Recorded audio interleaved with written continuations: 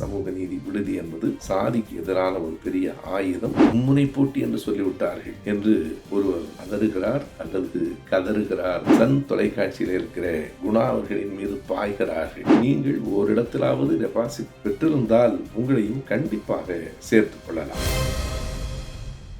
அனைவருக்கும் என் அன்பு வணக்கம்.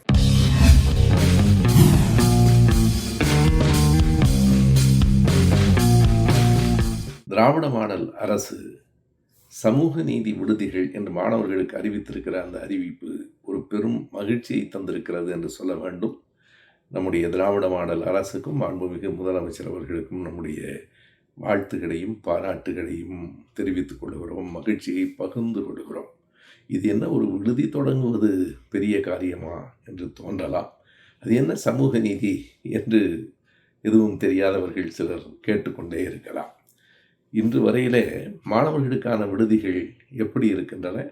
அதாவது ஓபிசி மாணவர்கள், பிசி, எஸ்சி மாணவர்களுக்கு தனியாக என்று தான் பிரிந்து கிடக்கின்றன. எல்லோரும் ஒரே கல்வியை கற்கிறார்கள், எல்லோரும் மாணவர்கள், எல்லோரும் நாட்டு பிள்ளைகள். இதில் ஏன் இந்த சாதி வேறுபாட்டை காட்டி விடுதிகளை தனித்தனியாக பிரிக்க வேண்டும் என்பது இதற்குள்ளே இருக்கிற அடிப்படையான கேள்வி.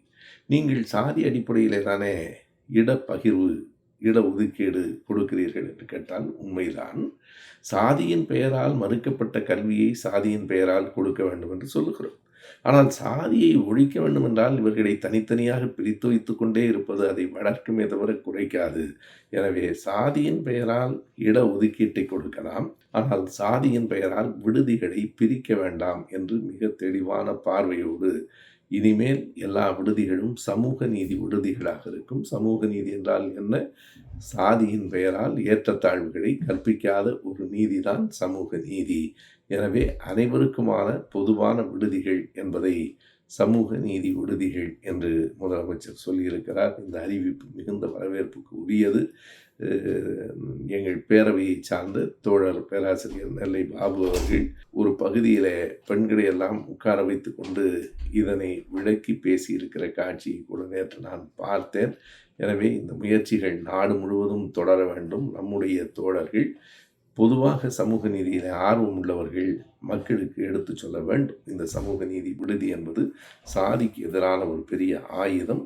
இதனை எப்படி இந்த அரசு கையாண்டிருக்கிறது, இதனை ஏன் நாம் வரவேற்க வேண்டும் என்பதையெல்லாம் எடுத்து சொல்ல வேண்டும்.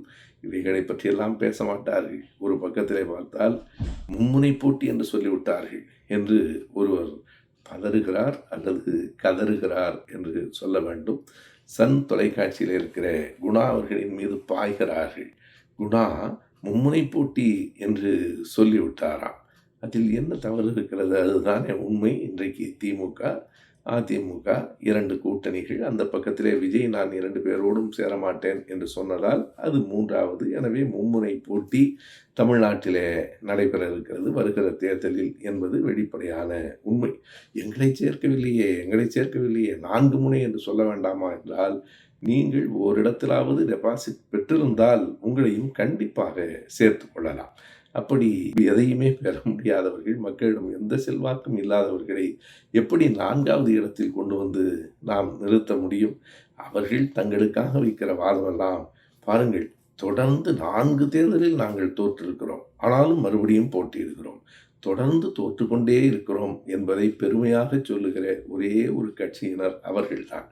தொடர்ந்து தோல்வி அடைவதை யாராவது பாராட்டி விருது கொடுப்பார்களா? இவர் தொடர்ந்து தோல்வி அடைகிறார். ஒரு தேர்தலிலும் வெற்றி பெறவில்லை. வெற்றி என்பதற்கு மிக தொலைவு இருக்கிறது. ஒரு தேர்தலிலும் கட்டுத்தொகையை கூட திரும்ப பெறவில்லை. எனவே இவர்களுக்கு ஒரு பெரிய மாமன்னர் விருது வழங்கப்படும் என்று எந்த நாட்டிலும் சொல்வது இல்லை. அவர்கள் கதறுவதை பார்க்கிற போது நமக்கும் கொஞ்சம் பரிதாபமாகத்தான் இருக்கிறது. ஆனால் அதற்காக 4வது இடத்தில் எப்படி அவர்களை சேர்த்து கொள்ள முடியும்? குணா அவர்கள் மிக தெளிவாகத்தான் சொல்லியிருக்கிறார். பிஎஸ்பி எல்லா இடங்களிலும் போட்டியிட்டது, எனவே அதை 5 முனை போட்டி என்று சொல்லலாமா? ஏன் சுயேட்சைகள் எல்லா தொகுதிகளிலும் போட்டியிடுகிறார்கள். சில ஊர்களில் 15 பேர் போட்டியிடுகிறார்கள், 60 பேர் போட்டியிடுகிறார்கள். அதற்கு 60 முனை போட்டி என்று பெயர் இல்லை. எனவே 8% வாங்கிவிட்டோம் என்றால் இனி வாழ்நாளில் உங்களால் மறுபடியும் அந்த 8% வாங்க முடியாது என்று அவர்களுக்கு தெரியும். ஆகையினால் தான் பாவம் எங்களையும் சேர்த்துக் கொள்ளுங்கள். இந்த ஒரு திரைப்படத்திலே வரும் இல்லையா, நானும் ரவுடி தான் நானும் ரவுடி தான் என்பது போல, நானும் போட்டியில் இருக்கிறேன் நானும் போட்டியில் இருக்கிறேன் 4 முனை போட்டி என்று சொல்லுகிறவர்கள் மீது நாம் இரக்கம் கொள்ளலாம். அதற்காக அதனை 4 முனை போட்டி என்று சொல்ல முடியாது. குணா அவர்கள் மிகச் சரியாக சொல்லியிருக்கிறார். இன்றைக்கு குணா போன்றவர்கள், தமிழ் கேள்வி செந்தில்வேல் போன்றவர்கள் பேசுவதும், மேடைகளிலே மதிவதனி போன்றவர்கள் பேசுவதும் எல்லாம் அவர்களை மிகவும் கோபப்படுத்துகிறது. கோபப்படுத்தத்தான் செய்யும். சில உண்மைகள் சிலரை கடுமையாக தாக்கும். ஆனாலும் உண்மை அதுதான். வருகிற 2026 தேர்தலில் மும்முனை போட்டி தான் நடைபெற இருக்கிறது. இந்த மும்முனை போட்டியில் 2 கட்சிகள், திராவிட கட்சிகள், பாஜக, அதிமுகவின் கூட்டணியில் இருக்கிறது. அவ்வளவுதான். விஜயும் பெரியார், அம்பேத்கர், காமராஜரை எல்லாம் நான் ஒப்புக்கொள்ளுகிறேன் என்று மாலை சூட்டிவிட்டுத்தான் களத்துக்கு வந்திருக்கிறார். எனவே பெரியாரை புறக்கணித்துவிட்டு தமிழ்நாட்டு தேர்தலில் யாரும் நிற்க முடியாது என்பதை காட்டுகிறது. திராவிடமே இல்லை, திராவிடம் தமிழுக்கு எதிரானது என்று பேசிக் கொண்டிருக்கிறவர்கள் இப்போது ஒரு விளக்கத்தை தந்திருக்கிறார்கள். அந்த விளக்கத்தை தான் நாமும் சொல்லிக் கொண்டிருக்கிறோம். அமெரிக்காவில் பேசியிருக்கிற தோழர் பே. மணியரசன் அவர்கள் ஒரு செய்தியை குறிப்பிடுகிறார்.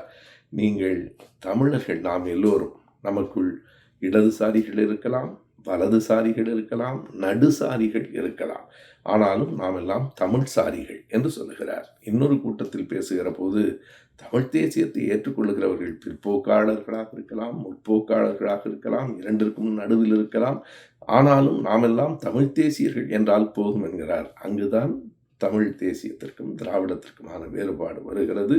திராவிடம் முழுக்க முழுக்க தமிழ் உணர்வை இந்த மண்ணில் ஊட்டியது, தமிழ் தேசியத்தை வரவேற்கிறது. ஆனால் பிற்போக்குவாதிகளை சேர்த்து கொள்வதற்கு திராவிடம் இடம் கொடுப்பதில்லை. நாங்கள் தமிழர்கள், தேசிய இனம் என்றால் தமிழ் தேசிய இனம்தான். ஆனால் தமிழர்களுக்குள் யாரெல்லாம் முற்போக்கு சிந்தனை கொண்டவர்களாக இருக்கிறார்களோ, யாரெல்லாம் சமூக நீதியை முன்னெடுக்கிறார்களோ, யாரெல்லாம் பெண் விடுதலைக்கு குரல் கொடுக்கிறார்களோ, யாரெல்லாம் சாதிக்கு எதிரானவர்களாக இருக்கிறார்களோ, அவர்களெல்லாம் திராவிடர்கள், திராவிட கருத்தியலை கொண்ட தமிழர்கள். அதுதான் அதனுடைய பொருள். இல்லை இல்லை, நாங்கள் பெண்கள் அடிமையாக இருக்க வேண்டும் என்று சொல்லுகிறோம், நாங்கள் சாதியத்தை ஏற்றுக்கொள்ளுகிறோம், நாங்கள் சமூக நீதிக்கு எதிரானவர்கள் என்று சொல்லுகிற தமிழர்களும் உண்டு. அந்தவர்களை தமிழர்கள் இல்லை என்று நாம் சொல்லவே இல்லை. ஆனால் அவர்கள் திராவிட தமிழர்கள் இல்லை. அவர்களை நாம் ஒரு நாளும் இணைத்து கொள்ள முடியாது. அதுதான் இன்றைக்கு மணியரசன் அவர்களே கொடுத்திருக்கிற ஒப்புதல் வாக்கு மூலம். தமிழ் தேசியம் பேசுகிறவர்களுக்குள் இடதுசாரிகள் இருக்கலாம், வலதுசாரிகள் இருக்கலாம். இல்லை, திராவிட இயக்க கருத்தாளர்களில் இடதுசாரிகள் தான் உண்டு, வலதுசாரிகளுக்கு இங்கே இடம் இல்லை. இதுதான் அடிப்படையான ஒரு வேறுபாடு. இதனை அவரும் ஏற்றுக்கொண்டு சொல்லியிருப்பதில் நமக்கு மகிழ்ச்சி. தமிழ் தேசியத்தில் பிற்போக்காளர்களுக்கு இடம் உண்டு, திராவிட இயக்கத்தில் பிற்போக்கான கருத்துக்களை கொண்டவர்களுக்கு இடம் இல்லை. இங்கு இடதுசாரி, வலதுசாரி, நடுசாரி எல்லாம் இருக்க முடியாது. மிகச் சரியான சமூக நீதியை ஏற்றுக்கொள்ளுகிற, சமத்துவத்தை ஏற்றுக்கொள்ளுகிற முற்போக்காளர்கள், இடதுசாரிகளுக்குத்தான் இடம் உண்டு. அதனால்தான் நீங்கள் திமுக கழகத்தினுடைய கூட்டணியை நாம் உற்று பார்த்தால் அதில் இருக்கிற கட்சிகள் வெறும் தொகுதி உடன்பாடு மட்டும் கொண்டவைகள் அல்ல, கொள்கை உடன்பாடும் கொண்டவைகள்.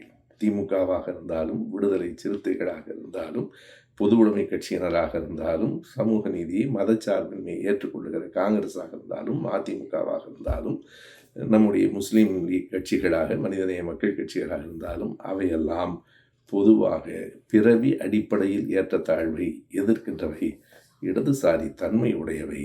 எனவே அவையெல்லாம் திராவிட கூட்டணிகளாக ஒருங்கிணைந்திருக்கின்றன. இந்த நாட்டில் திராவிடத்திற்கும் பாரதிய ஜனதா என்கிற ஆரியத்திற்கும் தான் போட்டி. திராவிடத்துக்கும் ஆரியத்துக்கும் போட்டி. எப்போதும் தமிழை திராவிடமே தாங்கி நிற்கிறது. எனவே தமிழுக்கும் திராவிடத்துக்கும் ஒரு நாளும் போட்டி இல்லை. தமிழை தாங்கி நிற்கிற, தமிழின் நின்று கொண்டு பேசுகிற, திராவிட கருத்தியலை வைத்திருக்கிற இந்த அணி இந்த பக்கம், அந்த அணி அந்த பக்கம், இரண்டுக்கும் இடையில் புதிதாக வந்து சேர்ந்திருக்கிற விஜய் 3வது பக்கம். எனவே மும்முனை போட்டி என்பதுதான் சரி. குணாவிற்கு நம்முடைய பாராட்டுகளை நாம் தெரிவித்துக் கொள்வோம். சரியாக சொல்லியிருக்கிறார். நன்றி, வணக்கம்.